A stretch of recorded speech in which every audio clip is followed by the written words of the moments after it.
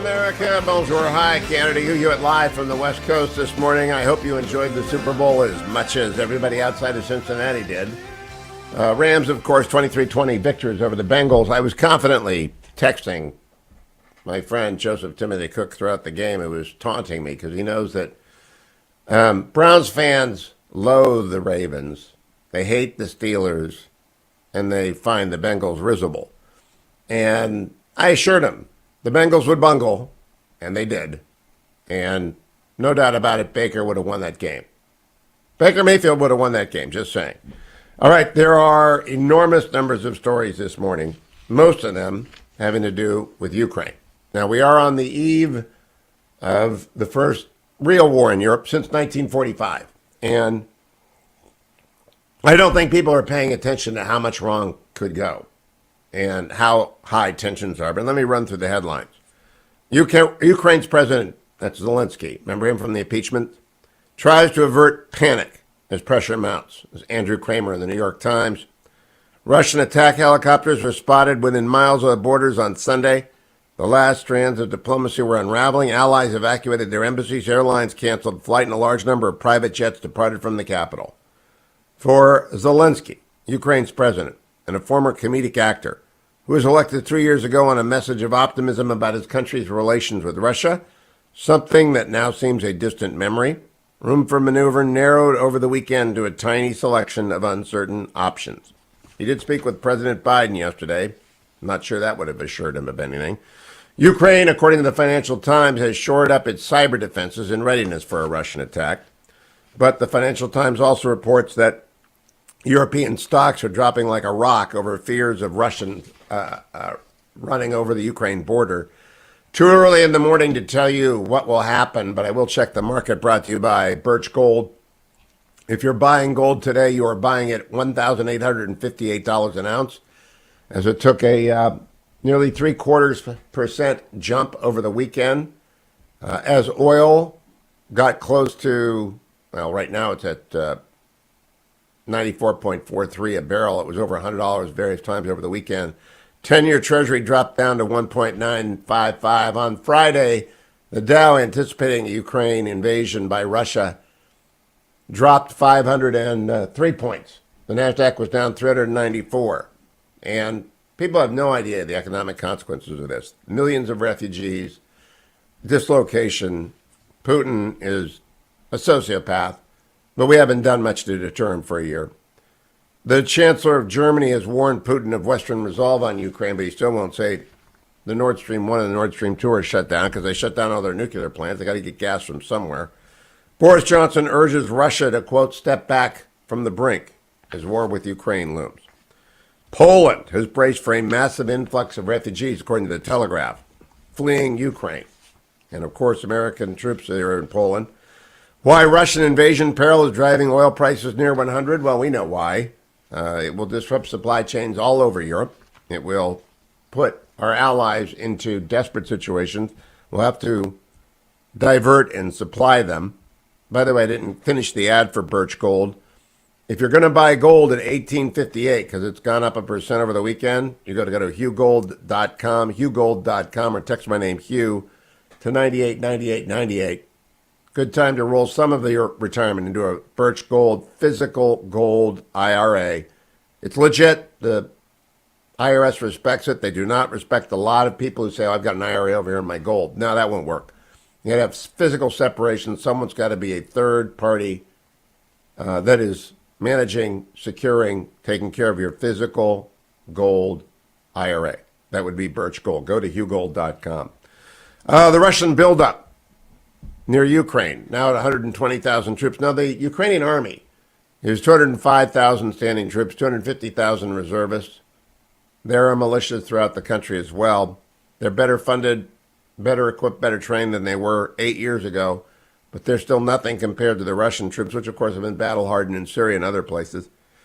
Battle-hardened is one of those terms that civilians use that they have no idea what it means, but it's a different thing to have been shot at before and to advance under fire before. Didn't work out so well for the Russians who attacked the Americans in Syria. But these aren't American troops. Some of them are American trained troops, and some of them are very good on the Ukraine side. Potent weapon systems, well-trained troops. Russia has sent its very best. President Biden reiterated the U.S. commitment, according to the Washington Post, to respond swiftly and decisively to a Russian attack on Ukraine. And that's combined with United Kingdom Defense Minister Ben Wallace, saying that there is a whiff of Munich in the air. Understanding what we all do about Germany, which has basically left NATO and said, not our battle, not our problem. A U.S. official said on Friday that Putin could invade Ukraine at any time. A lot of people thought he might go off during the Super Bowl, but there's one little bit of hope in the wind. An announcement that's probably propaganda that if Ukraine renounced joining NATO, Russia would back down. Zelensky's response thus far is that the right to join NATO is in the Ukraine Constitution. So all ours are on Ukraine. And I'd love to know how much you care about it. 1-800-520-1234. 1-800-520-1234. I've been transfixed by it because I feel like it's 1914 and no one's paying attention. A major war in the central part of Europe, the blood fields of World War II where most of the killing occurred. Europe's second largest country is Ukraine. Surrounded by NATO, things could go wrong. 13,000 people died in 2014 when it was just Putin stealing Crimea and part of the Donbass, which is down near Crimea but not connected to it. President Biden okaying a minor incursion. There's just a lot that could go wrong. Other quick stories, though. Canadian police have cleared the protesters on the bridge between the UK and the US and Canada. And that reopened after a 6-day blockade. Lithuania was the subject of a long piece in the Financial Times this weekend. China is going all out to destroy Lithuania's economy. Now, look, if you want to deter China from taking Taiwan, you support Lithuania right now. Washington Post reporting this morning, survival mode. Inflation falls hardest on low-income Americans. This just in department. Of course it does. Try filling up the tank of gas on a fixed income if you're a senior. Try keeping little kids in clothes if you're a working mom and they're growing. Super Bowl commercials widely regarded as disappointing. I mean, it was the Meadows Soprano cameo was pretty good. But really, Lay's wants Seth Rogen to be their pitch man. Seth Rogen is to the left of left, an abusive, anger, distorted character who you ought to pray for, but as a pitch man for Lay's potato chips, Paul Rudd maybe redeems that, but not Seth Rogen. I've been the object of a Seth attack, and as have most people of any prominence on the center right at some time or another. And Seth Rogen is not the guy you want pitching your product, unless you want half of America to say, I'm never eating Lay's potatoes again. The Durham, I'm going to talk about Durham in the next segment. Lethal fentanyl flowing across the Mexico border. It's just a wide open torrent under Team Biden. With Biden's agenda hanging by a thread, Democrats question the Schumer-Klain strategy. Look, Ron Klain is not running the Senate. Chuck Schumer is running the Senate. Ron Klain is the deputy president, chief of staff. He's running the White House, and the White House hasn't been very good, but it hadn't been the United States Senate, which is a complete and utter screw-up because of Chuck Schumer. You can't vote for one Democrat anywhere in the United States, or you'll have 15% inflation this time next year. The only signal the market's going to get about fiscal restraint is a Republican Congress. You vote Democrat, you're going to get inflation in the 15% range. It's just going to double because everybody knows they don't care about it. In fact, they kind of like it. And I'll explain to that why after the break. 1-800-520-1234. Do you care about Ukraine? The one story I'm obsessing on, I'm just curious. Do you care?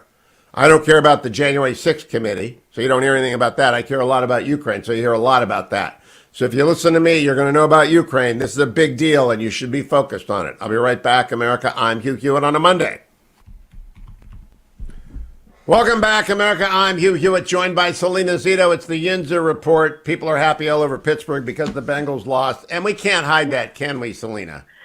Actually, my whole family was rooting for them last night. It was the Midwest thing. We wanted the Midwest to win over California. You see, this is why Pittsburghers are different from Clevelanders. We did not want the Bengals to win, period. And Baker would have won, by the way. Big Ben would have won that last drive, but not young Joe Burrow. I think we're going to see a lot of disappointed games from him over the years. But let's talk, Salena, for a moment about your column in the Washington Examiner, because I love the way it concludes.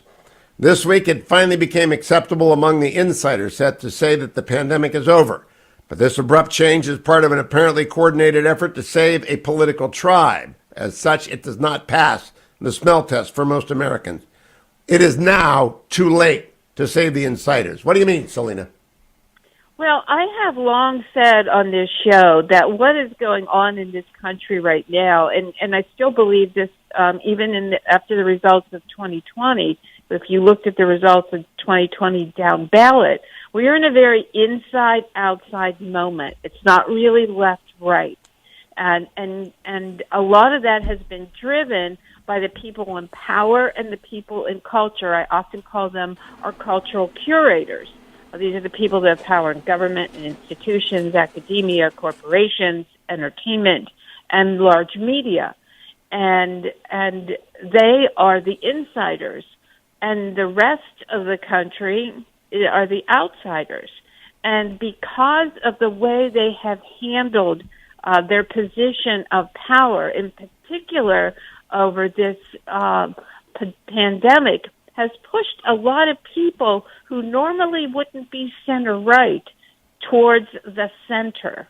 And it has sort of galvanized people away from the insiders, and I think we are going to see that result in our elections. We've already saw them throughout 2021, and I think, and we're going to see them in this year election as well. I think you're right, Salena, that there are 4 giant blue bubbles in the United States: Silicon Valley, L.A., New York, and the D.C. area, Beltway. Yesterday's Super Bowl, inside the blue bubble of SoFi Stadium, nobody wearing a mask. I love LeBron James being in a crowded box, nobody wearing a mask. The only people left wearing masks in America are children who can least afford and are definitely harmed by them, and people who are polite when they go into stores where masks are still requested. What do you think the message people got seeing LeBron not wearing a mask yesterday? I think that it was just a complete disregard for anyone that was lesser than them. I mean, you could just smell the distaste that the insiders have for the outsiders. Of course we are able to not wear masks. Of course you have to wear masks. It was the arrogance was just palpable. And people, and what blows my mind is that they still believe that people are going to just follow along like sheep. They're going to be okay. Russell Wilson sitting next to the NFL commissioner, neither of them wearing it. I like Russell Wilson. Don't like the commissioner. Yeah. It's just everybody in America watching. I think they had 117 million people watch that thing yesterday. The commercials were horrible, by the way. I'm not sure why Lay's wants to have Seth Rogen be their pitch man, since he's very made it obvious his contempt for 3/4 of the country. Nevertheless. Yeah, Lay's does not want to sell chips outside of the hard left, apparently. That's why I just can't understand Seth Rogen pitching anything, unless maybe... Do you know that Seth Rogen is a lunatic lefty on Twitter, an abusive, somewhat disturbed personality? He's an absolutely... He's a horrible person. That's what... when I was growing up, yeah. Lay's wants him to be their pitch man. Paul Rudd, fine. Again, our cultural curators are so out of touch with the rest of the country, with the country that reads their products, consumes their products, or sits in their seats. They are. How do they reconnect it if they wanted to, Salena? Well, here's the problem, Hugh. They don't want to. They have spent so much time in their centers of wealth and power, in their super zip codes, that they don't know how. They don't even know how to interact with the rest of the country. Look, you and I have talked about this. I have long said that the headquarters of the NFL should not be on Madison Avenue. I mean, on Park Avenue. 100%. It should be at Canton, Ohio. I just thought the funniest thing in the world was Russell Wilson sitting next to the commissioner in a box. and LeBron in a box. Everybody in a box is by definition who you're talking about. Yeah, yeah. Well, they can all just stay in a box as far as the outsiders' sentiments go, because they have pushed the country to a place where people normally wouldn't be viewing the rest of the world. Probably. We have 30 seconds. So won't voters forget by November if masks are gone by July?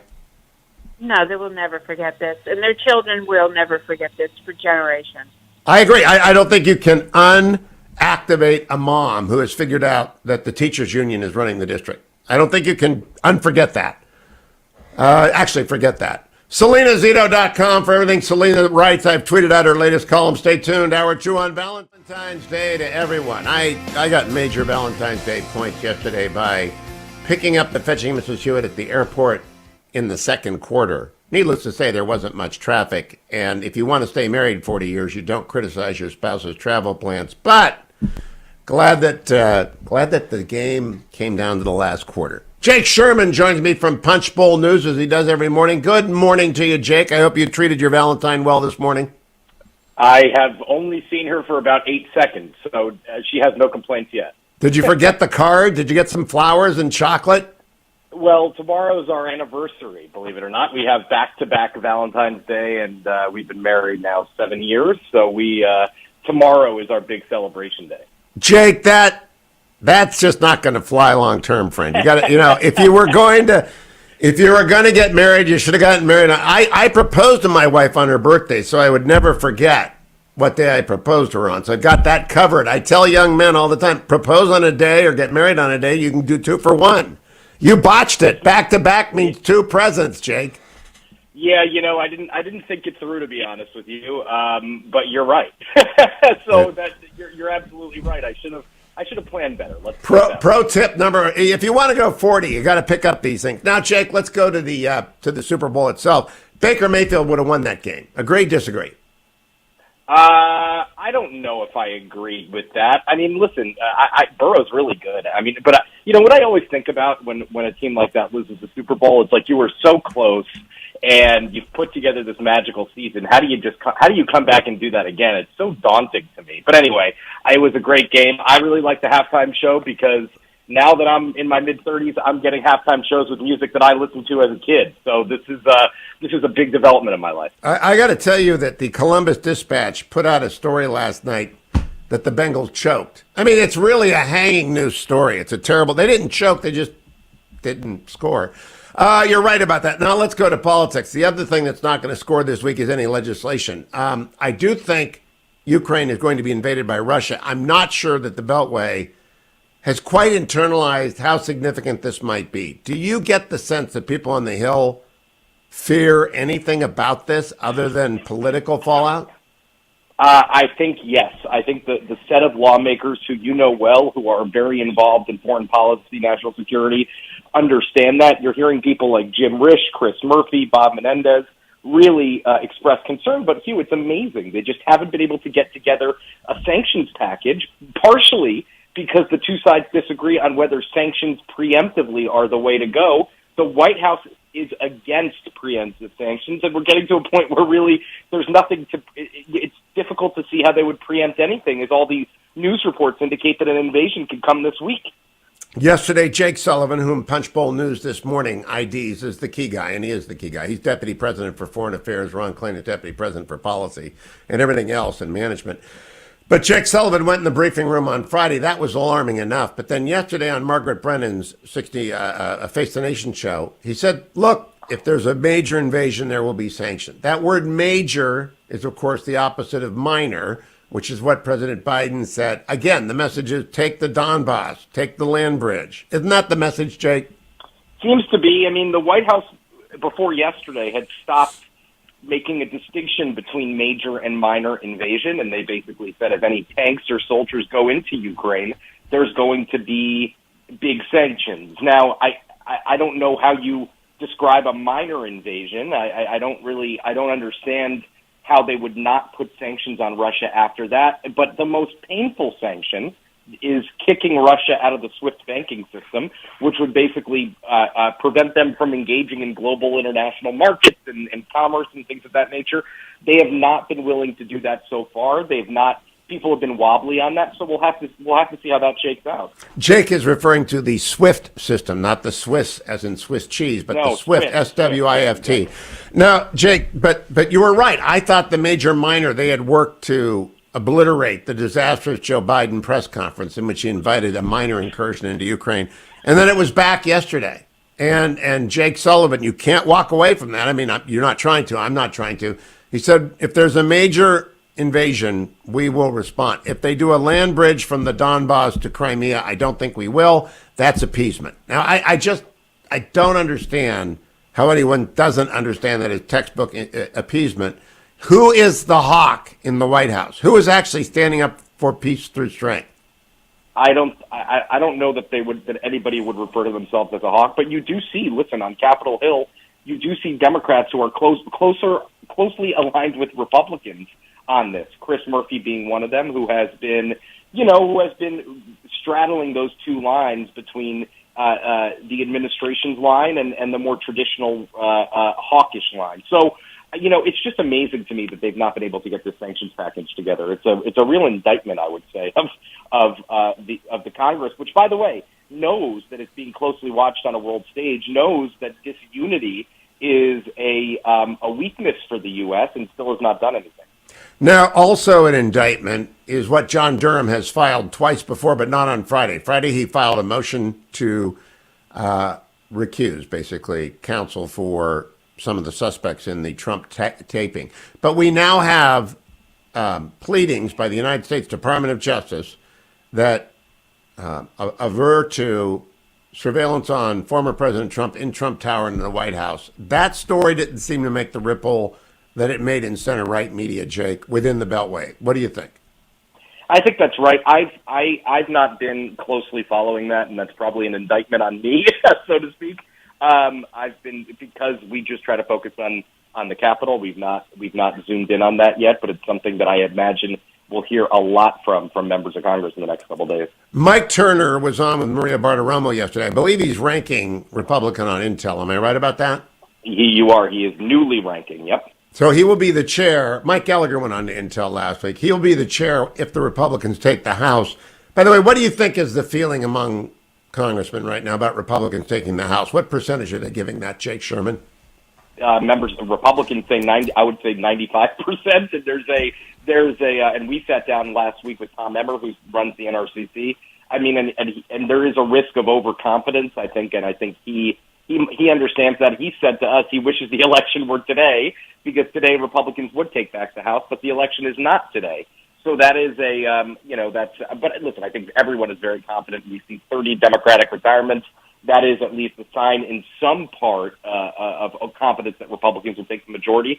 And listen, Kevin McCarthy, the House Republican leader, doesn't really need to do anything special to take back the House of Representatives. It's just naturally the party out of power in the first midterm of a president's term wins the majority. It's just what happens. Yeah, blocking and tackling. But then the Bengals should have gotten a first down, too, and they didn't. And so we know that stuff that you prepare for, sometimes you choke. And so the Republicans could choke.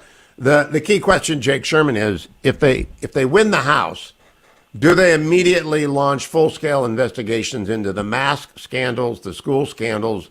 Because everybody at the Super Bowl yesterday, everybody did not have a mask. The commissioner, Goodell, sitting next to Russell Wilson, LeBron in his box, nobody had a mask, Jake. That's the biggest halftime commercial for the Republicans ever. It is it's very incongruous, let's say that, and especially after the other week when California Governor Gavin Newsom and LA Mayor Eric Garcetti, soon to be ambassador to India, got flack everywhere for not wearing a mask in the stadium.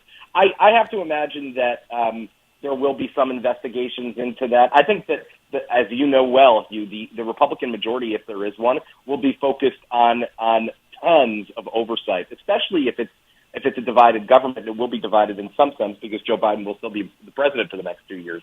But I have to imagine that will be in the mix. Final question, Jake. In terms of the president's approval rating, Do they think they've hit bottom, or can he go lower among Democrats on the Hill?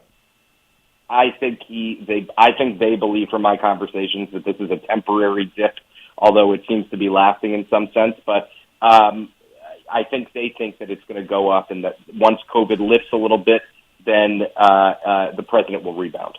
Jake, that is so otherworldly with 7.5% inflation. I mean, do they understand what 7.5% inflation means to the average American? They do, and they think that it's largely, again, this is not my view, this is their view, it's largely out of their control, although I think some of the more honest people will admit that there have been contributory factors that they could have averted.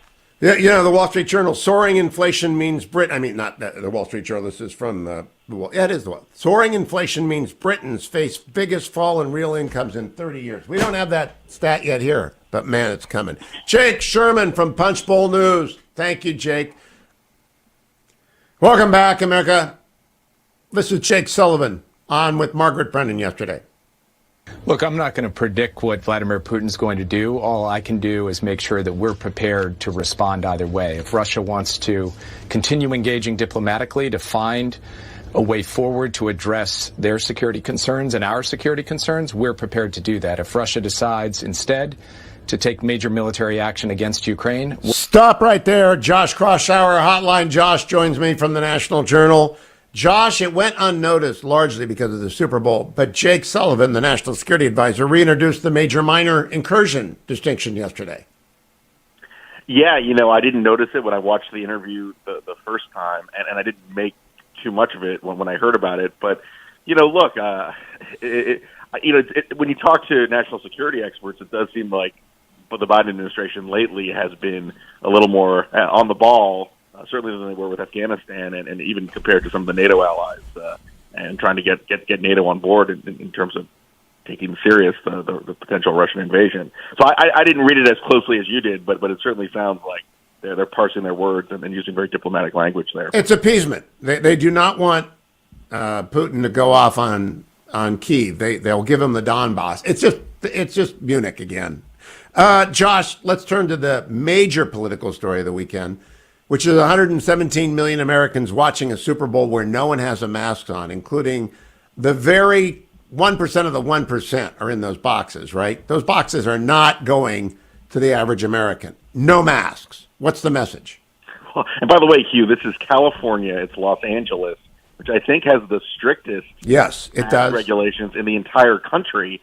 And yet you see the hoi polloi, the celebrities and the fans in the stands paying hundreds of thousands of dollars for seats, not wearing masks. I think this is the beginning of the end of the public health and the masking regime, slowly but surely. I think when you have 100 million people watching, seeing the images of celebrities and fans not wearing masks in the city that has the toughest regulations, they're going to see something's amiss there. You're already seeing, many blue states roll back their mandates. The bigger problem, though, Hugh, is the cities in those states. A lot of the states, like New York State, is saying no more mask mandate, no more vax mandate, but New York City is keeping them in place and even firing public employees who don't abide by some of the mandates that were set in place several months ago. Those are outdated, and they're very unpopular. But the bluest of cities, Washington, D.C., New York, Los Angeles, that are going to be the last holdouts in trying to roll back this COVID regime of regulations. But I don't think people are ever going to forget this, Josh Kraushaar. I think people watch a Super Bowl intently for the ads, et cetera. The ads were terrible yesterday. By the way, Seth Rogen is the spokesperson for Lay's potato chips. What, they don't want anyone to eat them? He's like the nastiest man on Twitter, right? And so I just was astonished by that. But in any event, didn't like the Larry David ad? Yeah, I did. I like the Sopranos ad too. I mean, there were a couple. It was just the worst year ever. But Seth Rogen for Lay's potato chips, that's really blue bubble isolation from the country. They have actually no idea how Seth Rogen is understood by the center right. But I want to go back. The mask thing. LeBron and his gang, the commissioner, and the quarterback, Russell. It's just amazing to me that they would do this. Yeah. There's a tone deafness, but I don't think it can last. I mean, look at what's going on in Canada, right? I mean, look at what's going on internationally, where you have elites making rules that they themselves won't follow. it's not sustainable, and politically it's not sustainable, and that's why you've had Democrats, and it's not just Jared Polis anymore. It's most of the blue state governors. It's Sean Patrick Maloney, the head of the Democratic Congressional Campaign Committee, electing House Democrats. He knows the polling is bad, and certainly in swing districts where Democrats need to get elected to have any chance to compete. All right, I got one last question. Breaking news from Jake Sherman. The White House Correspondents Association has announced their 2022 dinner entertainer. It's the prom. I've only gone once. I'll never go back. It's obscene and it's absurd. It's Trevor Noah. What's that tell you? Yeah, just like you said before, Hugh, it's the blue bubble. I'm just interested if Dr. Fauci is going to come to a big dinner. I mean, it's insane. They're bringing the left-wing lefty to the White House Correspondents Association dinner, and they're announcing it now. And this is really what they want to tell people about the Beltway media? Yeah, I mean, Noah has been, comedy has moved so far to the left in the last 5 years that, someone like Jon Stewart, who was considered pretty liberal, now is on the middle of the spectrum when he's center left now. Joe Rogan. Yeah, he's defending Joe Rogan, and he's saying things that used to be sort of conventionally liberal positions that now seem to be more moderate. But no, I mean, Noah is he's much more of an activist type with his comedy. Look, this is why people are turning off the news. It's why they're listening to me. It's why Fox wins. It's why CNN has no one watching. It's why MSNBC is a deep blue belt. They just don't get it, Josh. Well, I will say, there's the comedy aspect. You were talking about public health and the rules. If Dr. Fauci goes to the correspondents' dinner with thousands of journalists like me, and it's in a crowded indoor space, that's when you know the pandemic is over. So yesterday the Super Bowl showed us that it's over for the elite. It's just little kids who have to put on a mask and suffer through a day. Josh, good to talk to you. Hotline Josh on Twitter, writing for the National Journal. Come back. Dwight Chapin joins me next hour, the author of the brand new book, The President's Man. You don't want to miss The President's Man. You don't want to miss that interview either.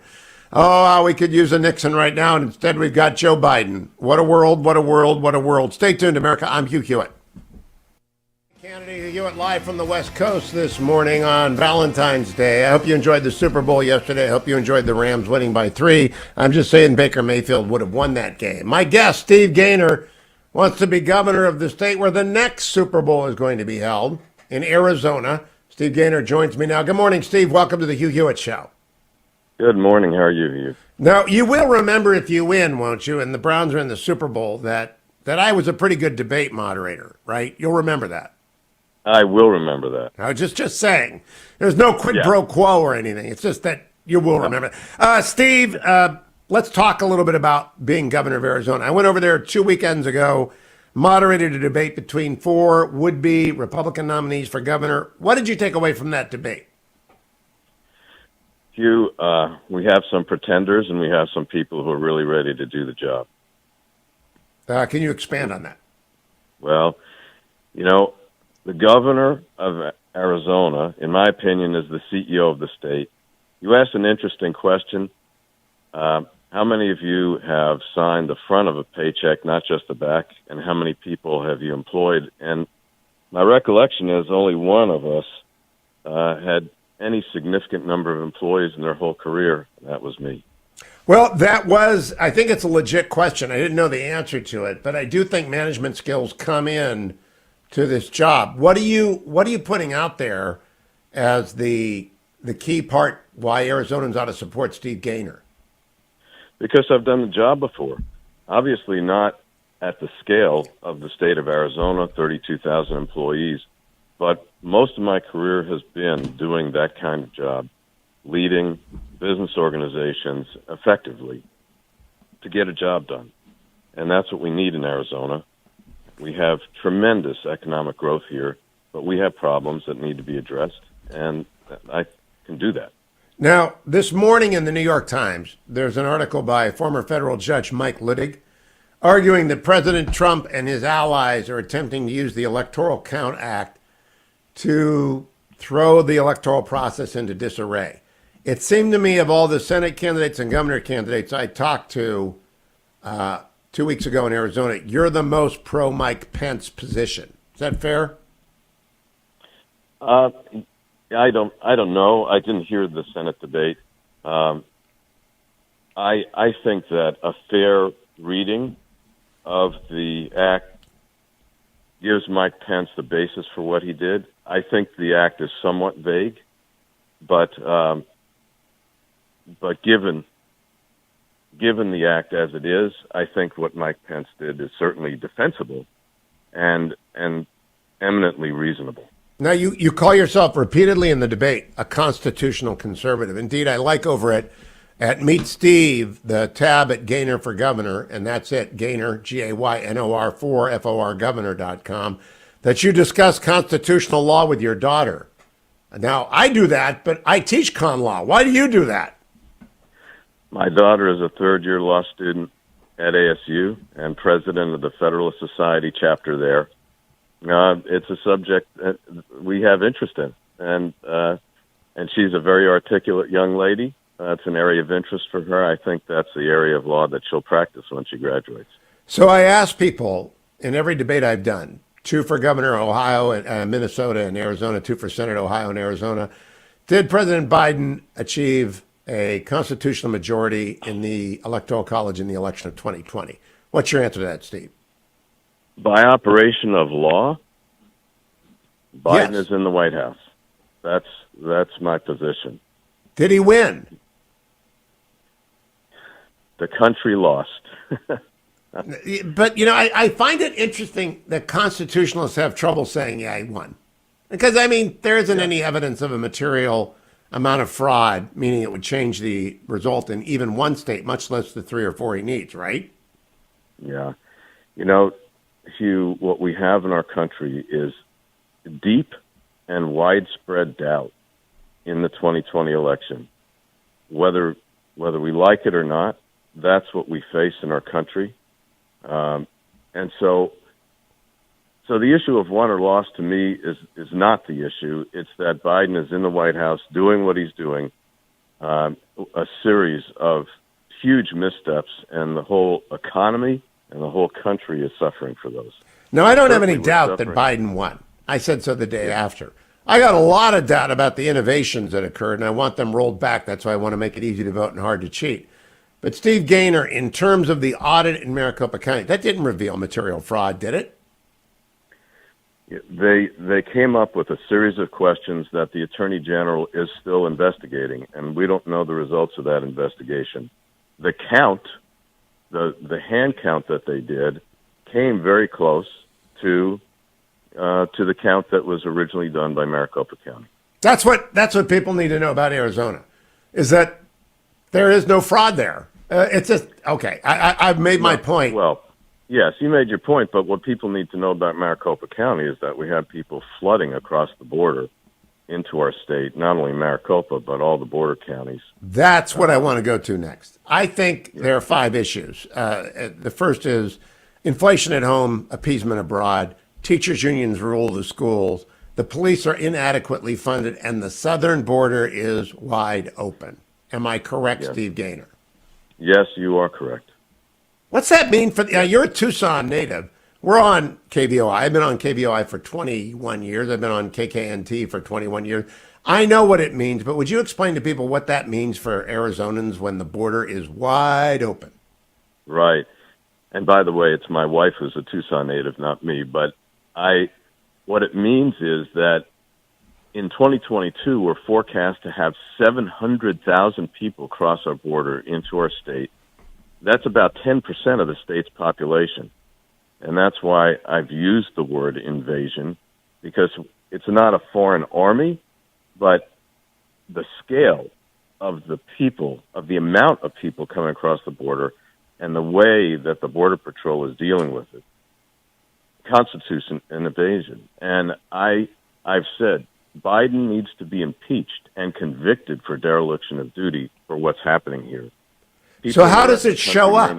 I see the story on fentanyl. I know we had 100,000 people die from fentanyl and other overdoses last year. And there's a story, I think it's in the New York Times this point, that it's just a river of fentanyl coming across the border. A river. Yes, it is. Yes, we're seeing overdose deaths in Arizona climb almost double. And in the country, 100,000 deaths a year in our country. It's sickening. the Chinese are attacking us through Mexican cartels, bringing this stuff across the border. And so what can a governor do about that, Steve Gaynor? Well, we got to take more of the National Guard to the border. We have to beef up our DPS, that's our local state police, and the county sheriff's departments. They're all overwhelmed. They are all understaffed. And we have to make it much tougher for the cartels. And frankly, at a certain point, I would go to the very limit of my constitutional authority. If that means confronting people at the border, I don't want to telegraph the moves I would make, but all the options are on the table because it is serious. And it's a national security problem, not just a problem for Arizona. Last question, Steve Gaynor. Not friends. Yeah. You ran against the likely Democratic nominee. I asked you this in the debate, but I won. And you lost to her in the Secretary of State race. Why would you beat her this time? Well, Hugh, losing is the best education for how to win. And in that race, she had a surprise $4 million from George Soros and his buddies. I'm very familiar with her. She has a track record of failure in the Secretary of State's office. So I think she's vulnerable. And frankly, I think what Biden has done in our country has put us in a position where Republicans who have credibility can win. Did all the Californians who moved over there, including my friend John Campbell, have they stayed red, or did they bring blue to Arizona and make you a purple state? Well, the Californians who were red and have come here certainly are still red, but there are a substantial number who've come that are blue. And, you know, it's our state today is not what it was 10 or 20 years ago. Nope. Tax refugees forget why they are tax refugees very quickly when they're paying 2.5% flat tax that Doug Ducey put in. Steve Gaynor, good to talk to you. GaynorForGovernor.com. I'm going to make the rounds through all of the major races in the United States. Every candidate in a major Republican primary on the Hugh Hewitt Show. That's my pledge to you. Come back. Breaking news update from Ukraine. All quiet on the Ukraine border as of this hour on a Monday morning, Valentine's Day. Live, I'm Hugh Hewitt.